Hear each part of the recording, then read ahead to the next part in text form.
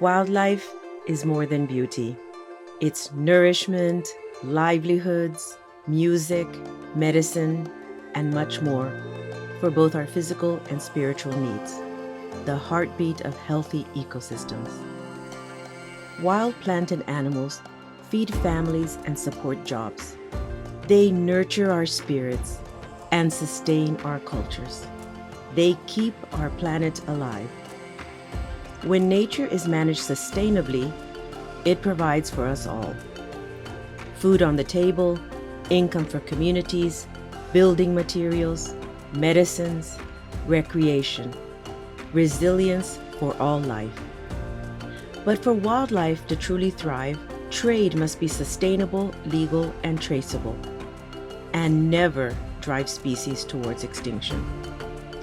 This year, the world's wildlife experts and decision makers come together for the 20th World Wildlife Conference in Samarkand, Uzbekistan, as one global community. No single nation can meet this challenge on its own. That's why COP20 is a milestone moment, bringing the world together to act, celebrating 50 years of CITES, securing a future where wildlife and communities thrive side by side.